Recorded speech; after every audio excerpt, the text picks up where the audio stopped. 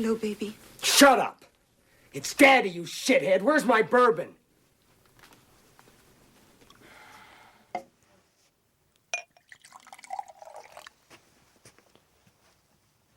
Dorothy's apartment is one of those hellish places which abound in David Lynch's films.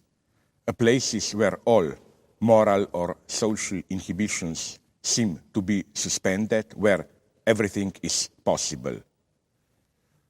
The lowest masochistic sex, obscenities, the deepest level of our desires that we are not even ready to admit to ourselves, we are confronted with them in such places. Spread your legs.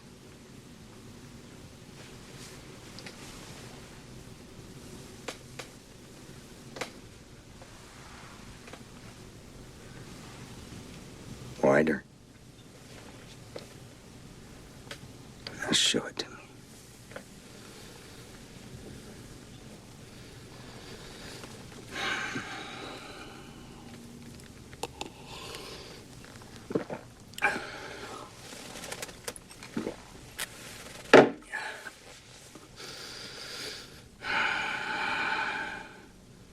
Don't you fucking look at me.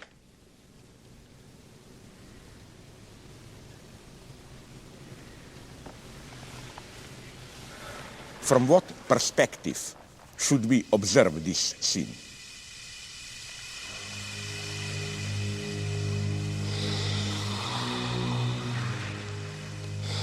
Imagine the scene as that of a small child hidden in a closet or behind a door,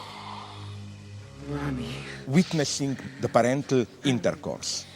He doesn't yet know what sexuality is, how we do it. All he knows is what he hears, this strange, deep breathing sound, and then he tries to imagine what goes on. At the very beginning of Blue Velvet, we see Jeffrey's father having a heart attack, falling down. We have the eclipse of the normal paternal authority. Hey, Nat.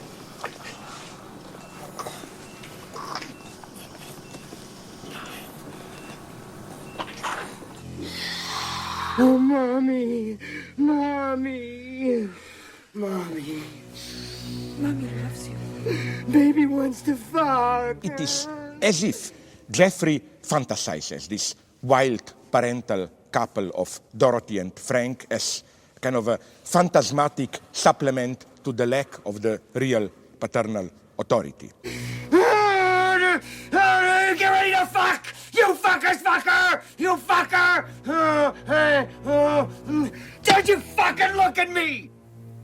Frank not only obviously acts, but even overacts. It is as if he's ridiculously excessive, gesticulating, shouting, and so on, are here to cover up something. The point is, of course, the elementary one, to convince the invisible observer that father is potent, to cover up father's impotence. So the second way to read the scene would have been as a spectacle, a ridiculously violent spectacle set up by the father to convince the son of his power, of his overpotency.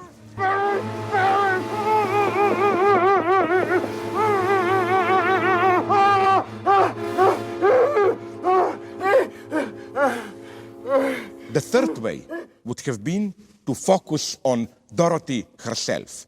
Many feminists, of course, emphasized the brutality against women in this scene, the abuse, how the Dorothy character is abused. There is obviously this dimension in it. But I think one should risk a more shocking and obverse interpretation. What if the central, as it were, problem of this entire scene is Dorothy's passivity? Don't you fucking look at me!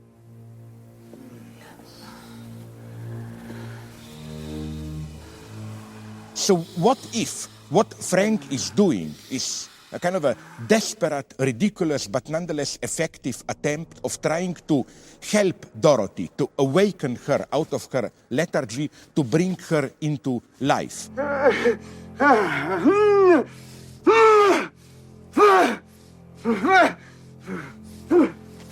So if Frank is anybody's fantasy, maybe he is Dorothy's fantasy. There is kind of a strange mutual interlocking of fantasies.